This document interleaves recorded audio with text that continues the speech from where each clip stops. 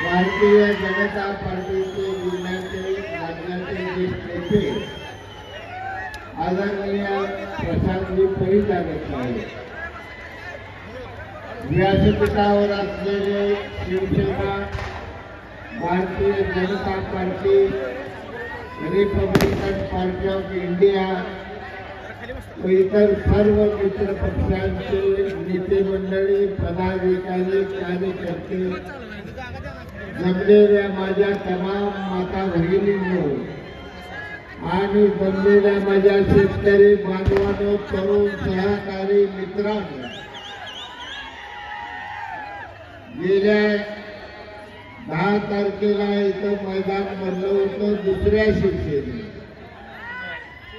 आणि धक्कावणी देत होते की मैदान बघा आणि बापूला समजावून सांगा.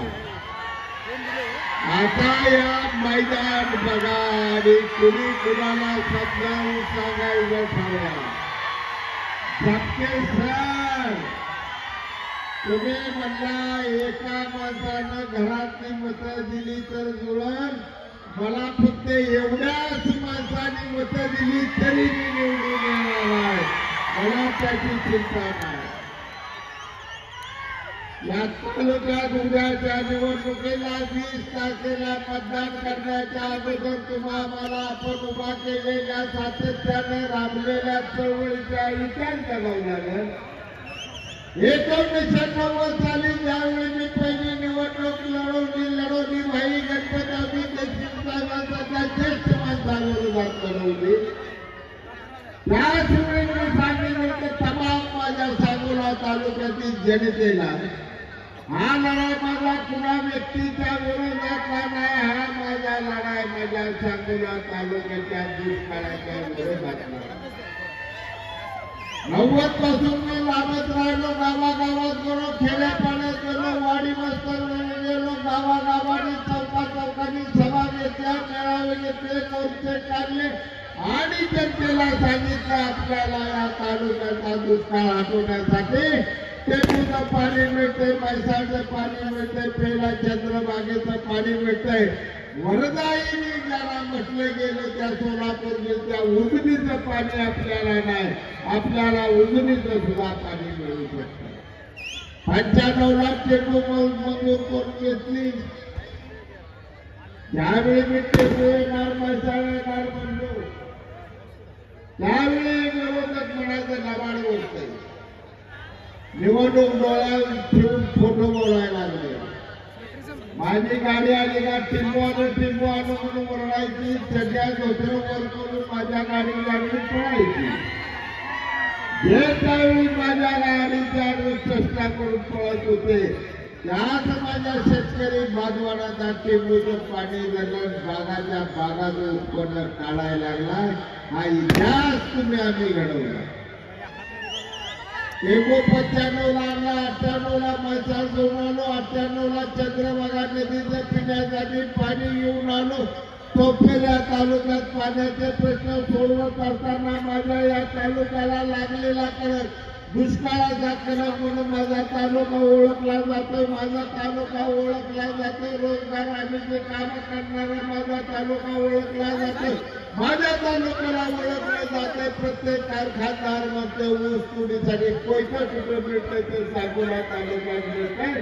माझा तालुका या ठिकाणी समजला जात होता. वसई विरार नालासोपाऱ्याला मातीचं काम करणारा माणूस कामगार काय सांगोला तालुक्यात आहे.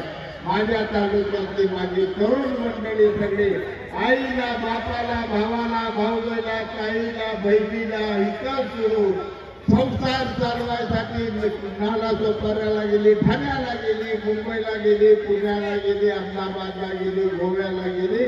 देशगडीला आमचा तरुण या तालुक्यात फिरत राहिला आणि संसार करत राहिला. आज सुद्धा या साकोरा तालुक्यातून संध्याकाळी दररोज 100-125 लक्झरी बसेस भारतायत मुंबईकडे जात आहेत. मुंबईचं देखणेपण बघायला, सुंदर मुंबई बघायला, समुद्र बघायला जात नाही. त्या ठिकाणी गेलेला आपल्या घरातल्या माणसाला भेटण्यासाठी माणसं सुद्धा जात आहेत. हे चित्र आपल्याला बदलावं. चित्र बदललं मी ते मुझे नाली मैसाच्या पेला वन वन वन माझ्या बहिणी घागरी घेऊन आणले घेऊन बादल्या घेऊन त्या माझा तुझ्या त्या सगळ्या माझ्या आया बहिणीसाठी मी चंद्रभागा तुमच्या घरापर्यंत पोहोचून 81 गावाला पाणी इथं पोहोचवलं मी. आणि ज्यावेळी माझा 99ला पराभव झाला भाई गणपतरावजी निवडून आल्यानंतर 20 वर्ष गणपतराव देशमुख साहेब तुम्ही जाणार नवीन शेकापशी आमदार 4 वर्षाचा मंत्रीपद तुमच्याकडे होतं. 6 वर्ष आपले लाडके गोष्ट असले हे 6 वर्ष असणार. काय झाले एक गाव त्रिपुटा योजना त्यांनी वाढवलं नाही, एक गाव वाढवलं. म्हणजे गणपतरावजी देशमुखांनी टेकूचे गाव वाढवलं नाही, मसामध्ये काढून नाही. 6 वर्ष आमदारकी सोडण्यासाठी दीपकाबा तुम्हाला मिळालेली होती. प्रधानमंत्री अजितदादा पवार त्या ठिकाणी राष्ट्रवादी काँग्रेसचे होते, पण तुम्ही त्या ठिकाणी एकही गाव वाढवलं. काल तुम्ही मला आमदार केल्यानंतर मी मसामध्ये 11 गावं वाढवली, टेकून 11 गाव वाढवले. 14 गावाला उजनीचं पाणी घेऊन आले. नळ्या सगळ्या साकोला तालुक्या प्रत्येक गावात नळ्या पोचायला लागले. तुम्ही त्याचे सर्वजण साक्षी. माणसामध्ये नारळ घातले, गिरणी घातले. आबा तुमचा जन्म ज्या गावात झालाय ते जवळा गाव सुद्धा ह्या शाही पट्टाने मैसाळे जे घातलेला आता त्या ठिकाणी येत्या दिवाळी येणारी झाली का आबा तिथं ऊस लावणार आहे. 70-80 एकर आबाचा ऊस होणार आहे तिथं. राणावर दीपक आबासाहेब पाणी शाही पाटला जवळ घेतला. बोरवाडी घेतली, गुंजेवाडी घेतली, आगलावाडी घेतली, तरगेवाडी घेतली, वाडीची ताळ घेतलं, वाटे गिरणी घेतली, आलेगाव घेतलं, मेडशीन घेतलं, वाडेगाव घेतली, बोरलेवाडी घेतली, राजापूर घेतली. एकडून ते मुलं तिकडचे फटाणला खवासूर बसवलं, लोटेवाडी बसवली, असंदाणी बसवली, सोनलवाडी बसवली, बागलवाडी बसवली, गाजनाळ बसवलं, मंगेवाडी बसवली. जातवरने फटाजून आणि गुणापाची वाडी बसवलं, डोंगरगाव बसवलं, त्यात हातकरमाची वाडी बसवली, सोनल बसवलं, त्यात निजामपूर बसवलं, हनुमानगाव त्यात बसवलं. योजनेचं पाणी 2 TMC योजना पाणी चालवतं इथला तुझा टीव्हीचा आठवतेला माझी बातमी तुम्हाला. माझ्या सांगोला तालुक्यातल्या 2 TMC पाण्याला तुम्ही धक्का लावला तर रक्त रंगीत क्रांतीकरण विचार केला नाही. लोकांना मला अडचणी मोठी माझ्या मला विचारी माझा उद्योग करते मला काही जीवाला कमी जास्त होत नाही. मी विचार केला माझ्या शेतकऱ्याचा. माझ्या हातात असलेलं 2 TMC पाणी दुसऱ्या तालुक्याला जाऊ देण्यासारखा आम्ही नामर्द नाही. आम्ही या ठिकाणी हिजडे पाणी थांबवलं. तातडीने शिंदे साहेब मुख्यमंत्री झाले, त्या क्षणाला तातडीने ते पाणी मंजूर केले. हळवे मोठी योजना उभा केली. 14 गावं उजनी पाण्यात बसवली. 14 गावं चिकमोर बसवलं, कटपळ बसवलं, विष्णी बसवली, खवारपूर बसवलं, लोटेवाडी बसवली, आकंदानी बसवलं, लक्ष्मीनगर बसवली, नळलेवाडी बसवली, सोनलवाडी, बागलवाडी, एक पूर बसवलं. त्यात शिवण त्यात बसवलं, अजून मंगेवाडी सुद्धा त्यात बसवलं.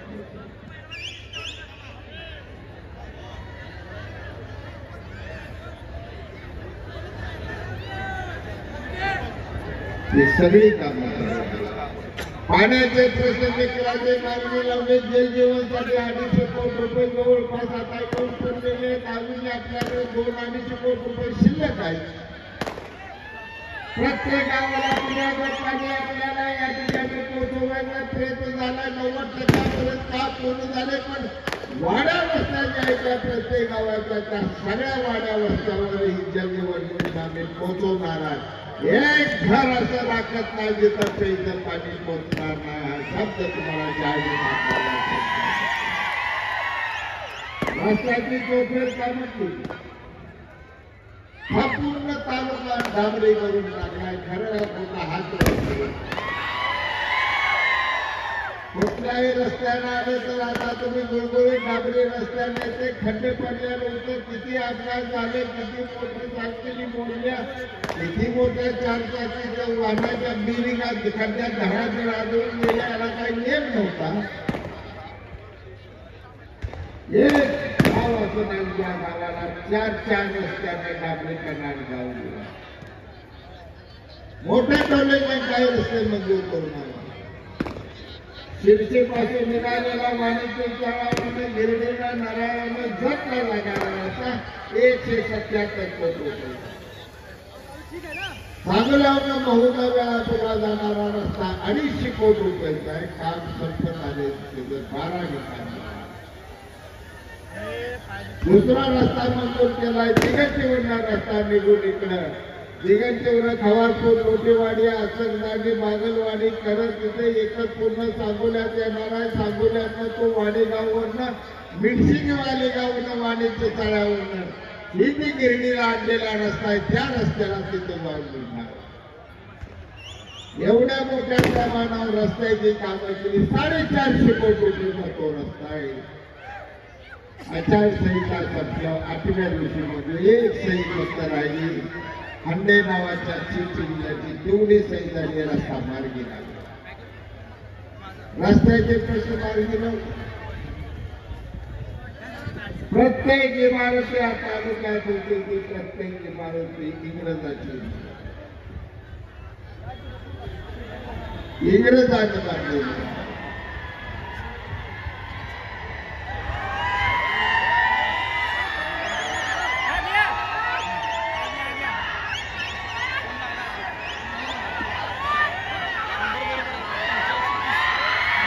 या महाराष्ट्राचे लाडके मुख्यमंत्री अनुदानाचा नाथ शेतकऱ्यांचा दैवारी मुख्यमंत्री एकनाथ शिंदे साहेबांच्या या ठिकाणी आगमन होत आहे.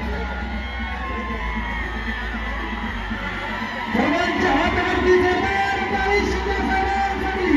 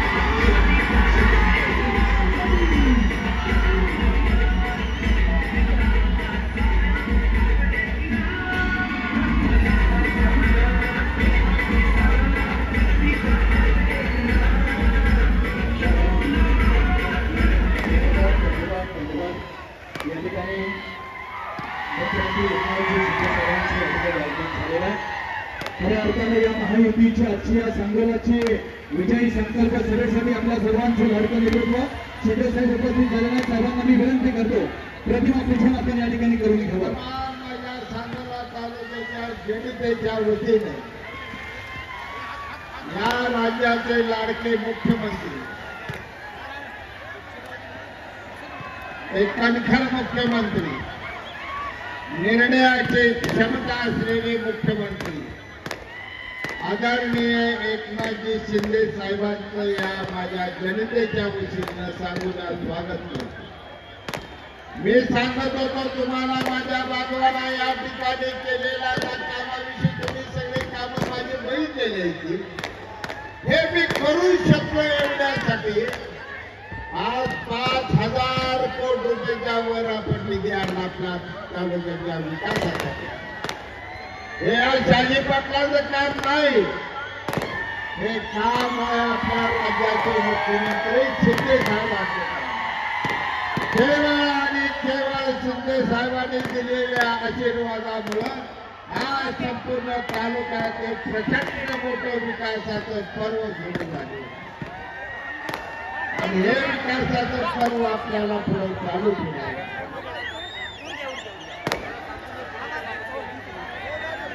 खाली बसून या सर्वांना.